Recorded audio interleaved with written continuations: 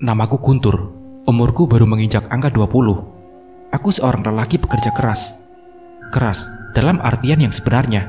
Iya, aku hanya seorang buruh pabrik onderdil sepeda motor di daerah Bekasi.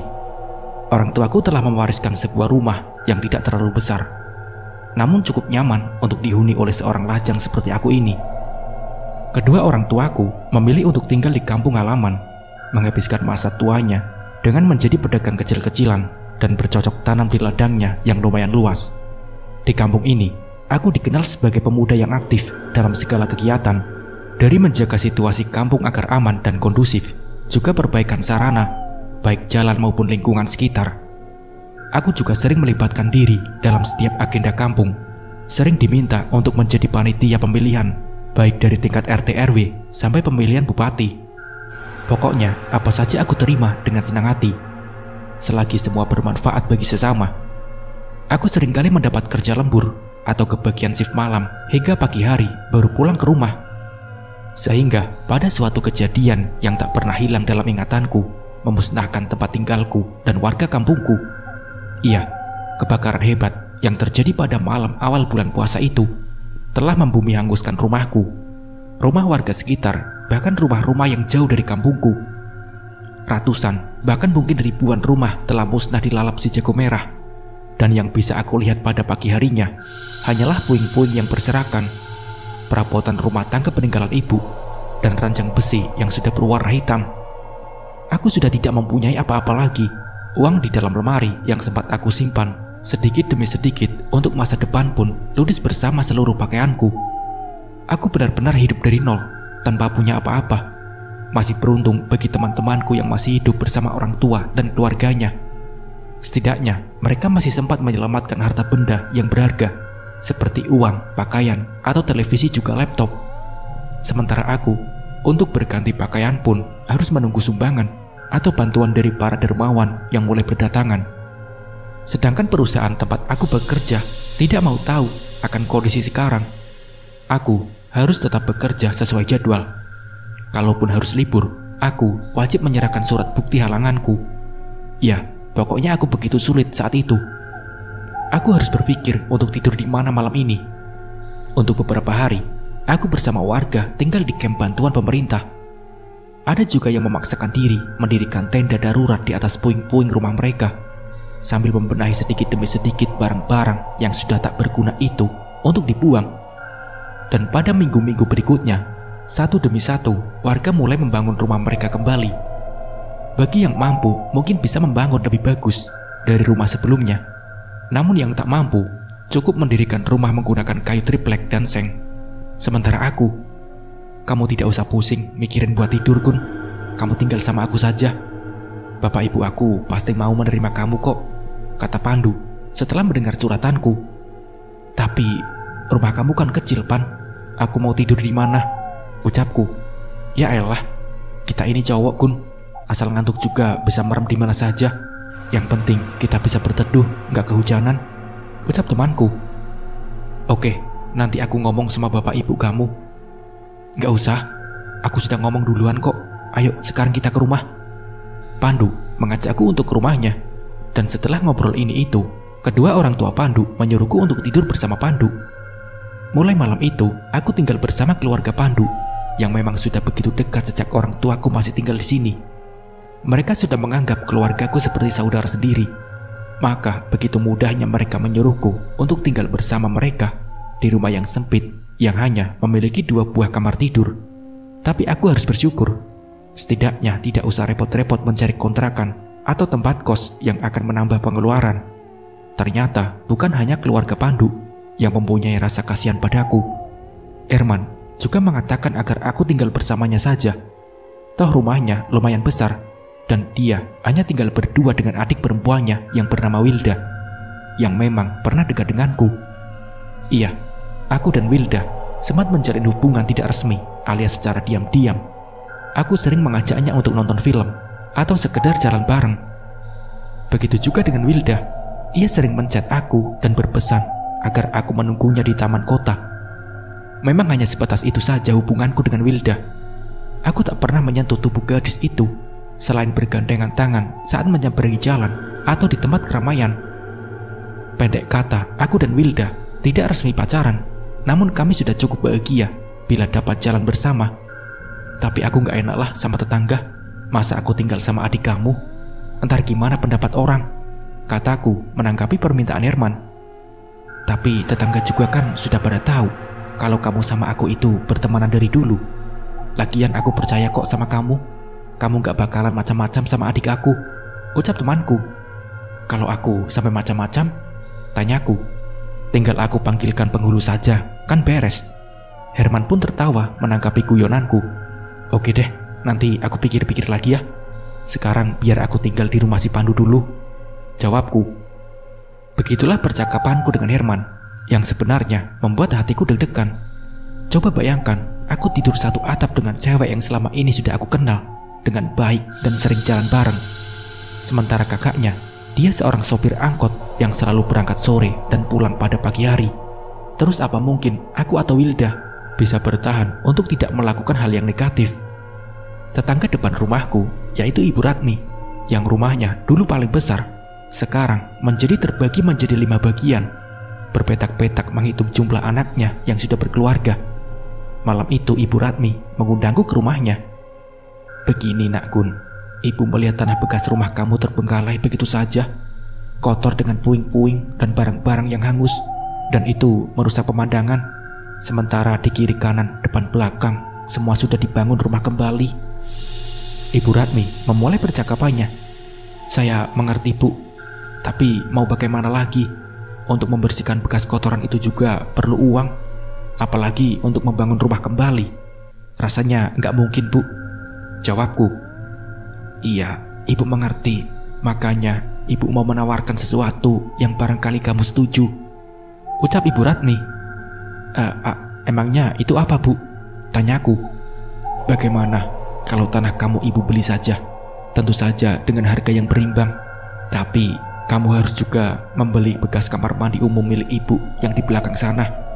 Kamu bisa menambah pasangan bata, atau bisa kamu bikin tingkat, mengingat luasnya yang hanya 6 kali 4 meter. Ibu rasa kelebihan dari tukar tambah tempat ini bisa kamu pergunakan untuk biaya pembangunan nantinya. Dan Ibu yakin kalau tetangga juga pasti mau membantu gotong royong tanpa perlu kamu bayar. Bagaimana? Pikirkan baik-baik.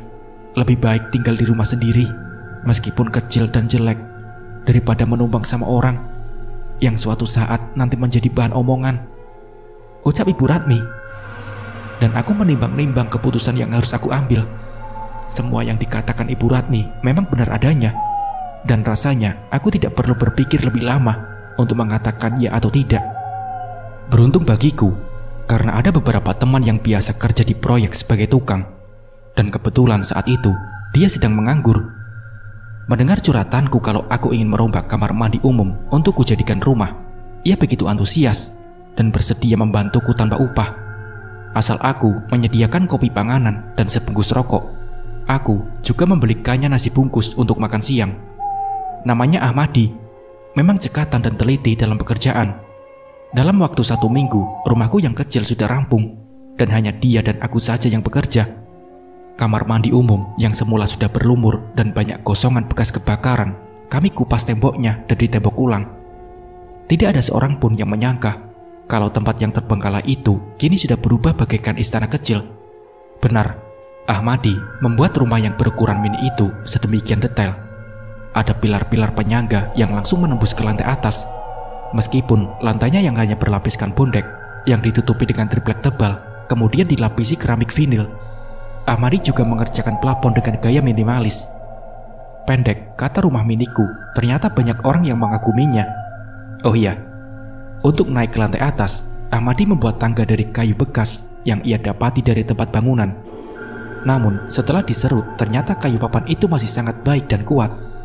Kemudian ia melapisinya dengan keramik vinil bermotif kayu jati. Aku sama sekali tidak menyangka kalau rumahku akan seindah ini. Dan sudah pasti aku sangat berterima kasih pada Ahmadi dengan memberinya sedikit uang. Sekarang bekas kamar mandi yang tadinya terlihat kotor dan sedikit seram. Apalagi aku juga sering mendengar kalau di tempat yang kini menjadi rumahku, dulunya memang angker. Sudah banyak warga sekitar yang memanfaatkan kamar mandi umum itu sering melihat penampakan. Iya, penampakan seorang wanita cantik dengan rambut panjang terurai hingga sebatas pinggang. Wanita itu selalu muncul mengenakan gaun merah dan berdiri di depan pintu kamar mandi. Sehingga orang yang kebetulan sedang menadai air dari keran sumur umum menjadi takut dan meninggalkan embernya dan tak jadi masuk ke sana. Sebenarnya, aku juga sudah was-was atau takut juga mendengar cerita mereka. Kebayang, lagi duduk sendirian di lantai atas, asik ngopi sambil merokok. Tiba-tiba saja ada suara atau sosok cewek yang tiba-tiba ikutan duduk di sebelahku. Tapi mau bagaimana lagi? Malam pertama, aku masuk dan tinggal di rumah baruku. Yakin aku tidak bisa tidur. Berkali-kali aku memaksakan diri untuk tidur, tapi tetap saja aku merasa gelisah dan gulang-guling enggak karuan. Pas terdengar suara kokok ayam, mungkin karena capek bolak-balik badan, akhirnya aku bisa juga tidur dan hampir kesiangan berangkat kerja. Dan begitu juga malam-malam berikutnya, aku membiasakan diri untuk bisa tidur walaupun di penghujung pagi. Terkadang aku berharap dapat kerja bagian malam saja, agar aku bisa tidur di rumah pada siang hari. Karena menurut orang, tidak ada hantu pada siang hari. Minggu pagi, cuaca nampaknya kurang bersahabat.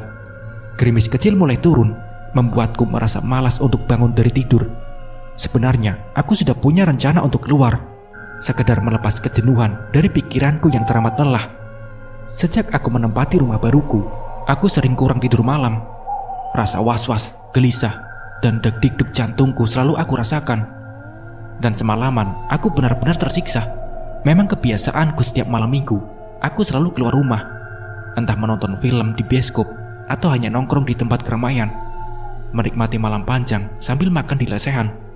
Atau pas lagi tidak punya uang, cuma nongkrong di pinggir jalan sama teman-teman. Tapi semalaman, memang aku benar-benar lagi malas keluar. Pertama, yaitu tadi, dompet kosong, belum gajian. Dan suasana hati juga lagi tidak mendukung. Jadi aku paksakan mata ini agar terpejam. Hampir setiap saat aku melihat jam yang kupasang di tembok. Jarum jam sudah menunjukkan angka 11 lebih 15 menit. Aku menarik selimutku yang memang panjang hingga menutupi kepalaku. Namun pikiranku mengajak mataku untuk sedikit mengintip dari dalam selimut yang aku sipak sedikit. Jantungku berdenyut lebih kencang.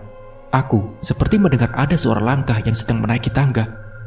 Langsung saja, aku merinding seperti orang terkena serangan demam yang mendadak. Langkah itu semakin terdengar jelas dan dekat. Antara rasa takut dan penasaran, aku memberanikan diri untuk mengintipnya lagi. Tubuhku seketika terasa kaku. Aku tak mampu menggerakkan tangan dan kakiku. Di atas umpakan tangga yang terakhir, mataku dengan jelas melihat suatu penampakan yang seketika itu juga menghentikan denyut jantungku. Sepasang kaki yang aku yakin milik wanita, karena bentuknya yang indah, dan aku belum berani untuk melihat sampai bagian lainnya. Aku membaca ayat kursi dalam hati, meskipun dengan tidak teratur karena saking gemetaran. Benar, seperti yang diceritakan warga, kalau bekas tempat mandi umum ini yang sekarang jadi rumahku memang angker.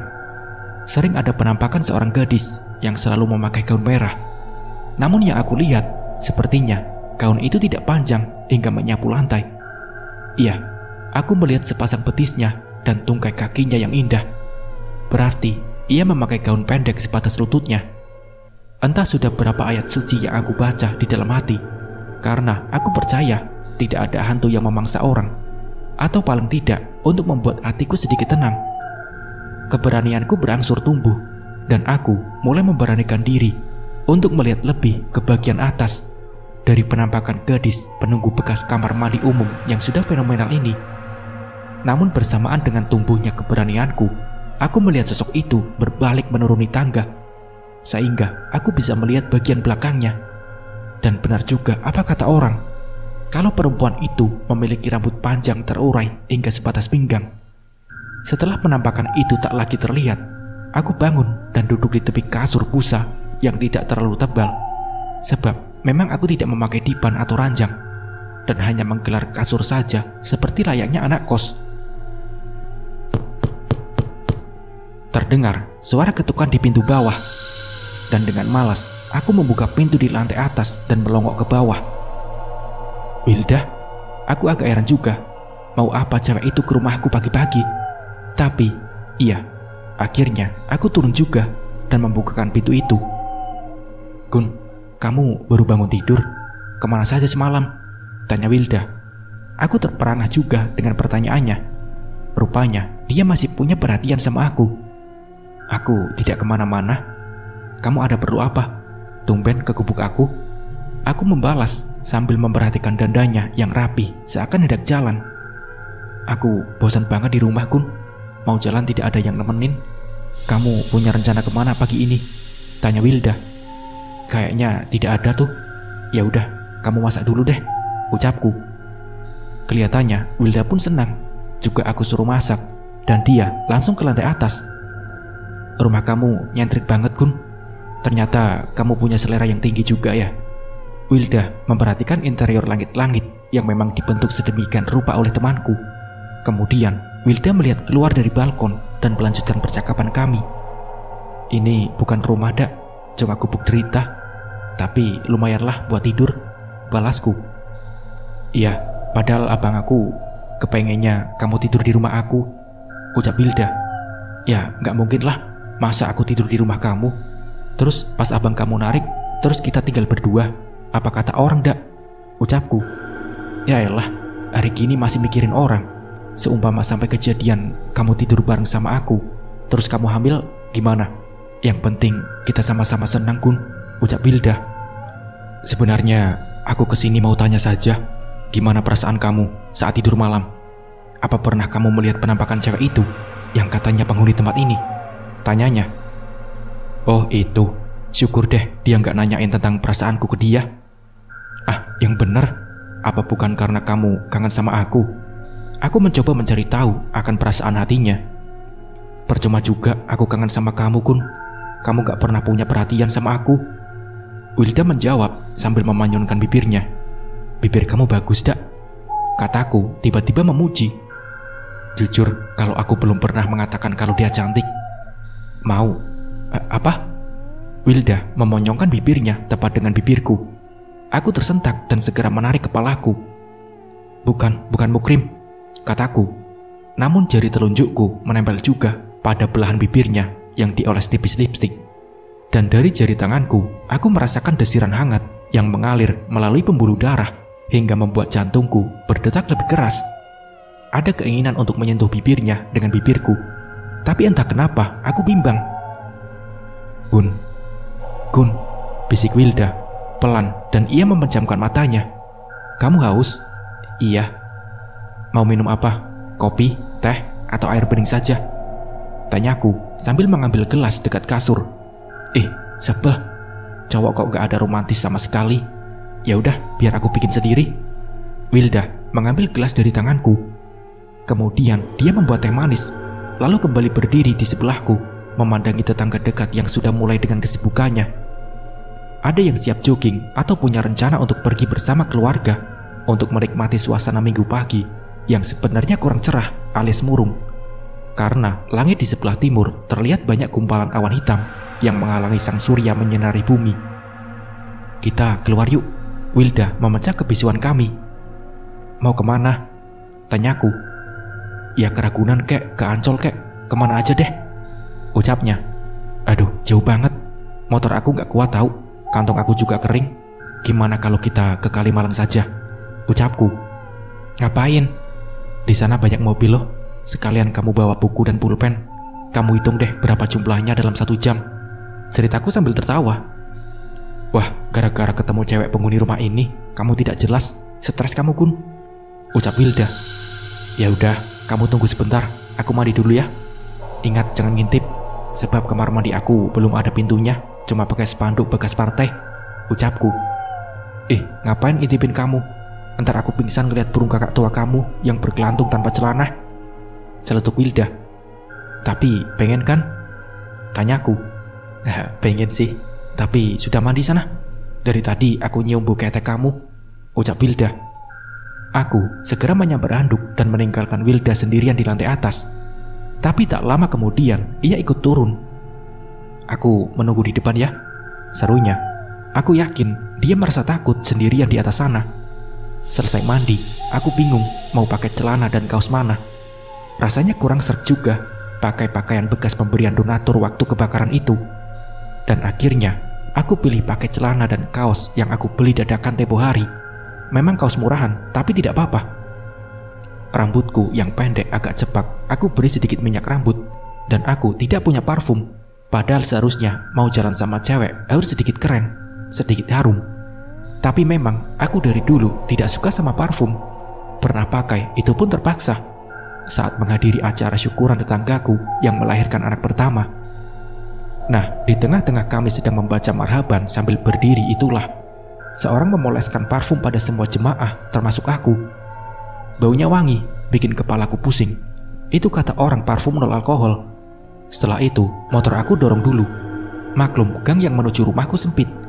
Baru setelah berada di jalur yang benar, aku menghidupkan mesin. Di depan sana, aku melihat Wilda sedang nongkrong di pinggiran comberan, persis kayak cewek yang lagi buang hajat. Mendengar suara motorku, dia pun berdiri. Baru saja Wilda nemplok di belakangku. Tiba-tiba Hani, teman kami juga menyeletuk. "Akhirnya kamu berdua jadian," katanya dengan nada Betawi. "Ini aku mau ngantar Wilda beli bakso di Kalimalang." Jawabku asal. "Beli bakso jauh-jauh banget. Kapan di depan rumah kamu ada tukang bakso yang mangkal?" Hani memandang Wilda. "Itu sih biasa. Kita mau beli bakso kucing. Kamu mau, Han?" Tanyaku bercanda. "Bakso kucing? Enggak ah. Aku baru dengar tuh. Kalau nasi kucing sih pernah nyobain. Tapi bakso kucing, amit-amit dah. Bau tai kucing aja sudah asem gitu. Enggak, aku enggak mau." "Sudah deh cepetan, ntar keburu hujan. Batal deh kamu kencan," ucap Hani, berlalu sambil terkekeh. Dan tentu saja, aku dan Wilda jadi ikut tertawa. Karena memang aku tidak punya uang, terpaksa aku membawa Wilda ke Kalimalang. Tempatnya lumayan indah, cocok dengan suasana hati dan kantongku yang lagi manyun. Wilda kelihatannya agak protes. Dia malah senang meminta dipoto segala dengan berbagai pose. Kita juga mancing ikan, tapi sampai hampir 1 jam tidak dapat seekor pun. Dan pada akhirnya kami hanya duduk-duduk sambil ngemil kacang garing, tentu dengan minuman teh botol. "Gun, aku merasa nyaman kalau di dekat kamu. Apa sebenarnya aku ini memang mencintai kamu? Atau hanya sekedar merasa nyaman saja? Gimana perasaan kamu, Gun, ke aku? Jawab dengan jujur." Tiba-tiba, Wilda curhat tentang perasaannya. Tentu saja aku terkejut dan sama sekali tidak menyangka kalau dia berani mengungkapkan lebih dahulu. "Aku gak tahu pasti, tapi mungkin sama kayak perasaan kamu ke aku," jawabku. "Tapi kadang-kadang kamu itu nyuekin aku, pura-pura gak lihat aku," sambung Wilda, dan tanpa ragu dia menyadarkan kepalanya di bauku. Aku mencium aroma wangi pada rambutnya, dan tanpa terasa tanganku bergerak membelainya. "Kita nggak perlu mempertanyakan tentang itu. Biarkan saja semua berjalan dengan apa adanya. Kita saling menjaga hati kita," ucapku. "Iya, Kun, aku sendiri nggak pernah dekat sama cowok. Aku takut kamu cemburu. Padahal kita belum ada ikatan apa-apa," ucap Wilda. "Aku tidak pernah cemburu, Dak. Sebab bagi aku, kalau emang kamu dekat sama cowok lain, berarti kamu emang sudah nyaman sama dia. Dan aku tetap menjaga hatiku untuk selalu mengerti tentang perasaan kamu," jawabku. "Jadi kamu cuma nganggap aku teman biasa, Kun?" tanya Wilda. "Iya, teman tapi mesra. Ada rindu, kangen, dan sempat juga curiga," jawabku. Wilda memukul dan mencubit bauku. "Bisa aja kamu ngomong. Emang aku ngelakuin apa sampai kamu curiga?" tanya Wilda. "Ya kalau sampai ngelihat kamu jalan bareng cowok, aku curiga dia itu pacar kamu," jawabku. "Tapi sampai sekarang aku belum pernah jalan sama cowok lain kan?" tanya Wilda menatap tajam, seakan ingin mencari kepastian jawabanku di sana. Aku tidak menjawabnya dan hanya mengangguk. Dan sejak saat itulah, Wilda seringkali datang ke rumahku. Selalu bertanya mengenai cerita hantu yang menghuni tempatku ini. Semula, aku merasa enggan untuk menceritakannya.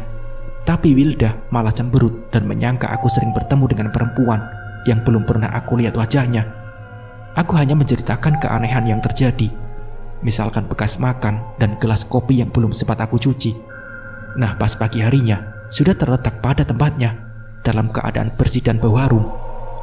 Begitu juga lantai yang hanya berlapis vinil, sepertinya sudah disapu dan dipel. Aku hanya menyimpan rasa heranku, tanpa pernah bercerita kepada siapapun. Aku tidak mau membesar-besarkan hal yang sepele, dan bisa meluas menjadi bahan omongan orang. Jujur, aku belum pernah ngeliat muka dia.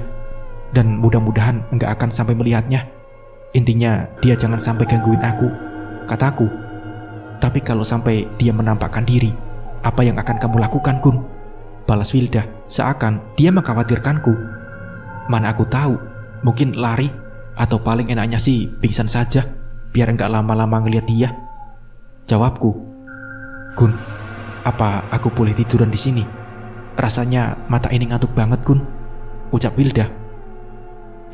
Waktu kamu masuk ada orang yang lihat gak? Aku takutnya ada yang menyangka kita ini macam-macam, ucapku. Masa bodoh aku ngantuk. Wilda tidak menjawab pertanyaanku.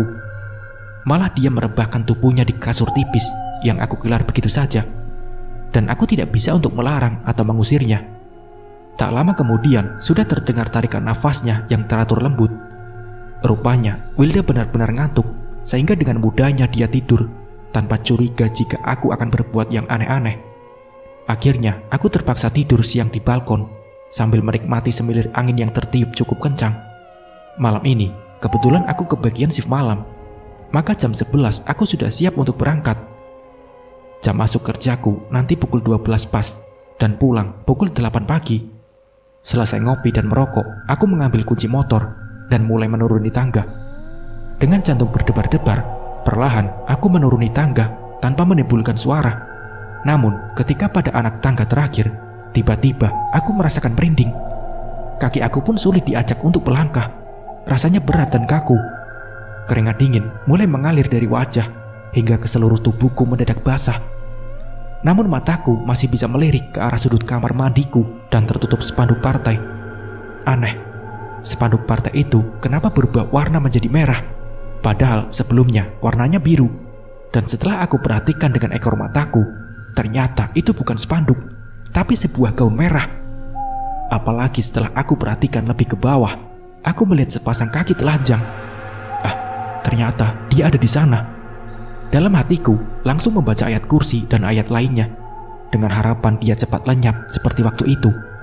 Tapi kali ini, pemilik kaki telanjang itu dan gaun merah seperti sengaja ingin memperlihatkan wujudnya. Dia keluar dari sudut toilet dan melangkah ke arahku. Aku tidak akan mengganggumu, asal kamu jangan pernah mengusik ketenanganku, gumamku dalam hati. Aku mendengar suara dengan jelas, namun aku yakin kalau perempuan bergaun merah itu seperti tidak membuka mulutnya. Selanjutnya, ia seperti sengaja berjalan dan berhenti tepat di bawah lampu yang hanya 5 watt, seakan ingin memperlihatkan wajahnya. Masya Allah, wajahnya begitu cantik dengan matanya yang redup dan bibir sedikit membiru. Cantik namun menyeramkan. Dan beberapa saat kemudian, makhluk perempuan bergaun merah itu pun lenyap dari pandanganku. Tubuhku mulai kembali dapat kugerakkan. Aku mengucap istighfar berkali-kali. Dan dengan langkah gontai, aku keluar rumah mendorong motorku hingga ke jalan depan. Aku benar-benar tidak menyangka kalau apa yang aku takutkan ternyata benar-benar terjadi. Sehingga di saat aku bekerja pun, pikiranku masih terbawa suasana tadi. Suasana yang membuat jantungku serasa copot. Aku seperti mati berdiri, hanya bisa memandang tanpa bisa menggerakkan anggota tubuhku. Jadi pikiranku untuk lari atau pingsan sama sekali tidak kesampaian. Dan setiap kali melihat pekerja wanita yang juga kerja di bagian yang sama denganku, aku merasa was-was. Apalagi Endah, gadis yang baru keluar SMK dan langsung bekerja di sini, seringkali memakai baju merah sebelum berganti seragam pabrik. Pokoknya aku curiga dengan cewek yang pakai pakaian berwarna merah. Aku takut sosok itu menghantuiku dimanapun aku berada. Kenapa kakak ngeliatin aku terus? Tanya Endah, namun bibirnya tersenyum. Gak apa-apa, kamu cantik, balasku asal. Kakak bisa saja menghibur. Orang kulit aku buta kayak gini dibilang cantik. Apa mata kakak rabun atau katarak? Ucap Endah. Cantik itu gak harus berkulit putih, Endah, kataku memuji. Endah tidak menjawab lagi, sebab kebetulan seorang mandor lewat di samping kami. Begitu juga saat aku sudah kebelet pipis. Di saat sudah di deretan toilet yang berjajar, aku ragu untuk membuka pintunya. Dan ternyata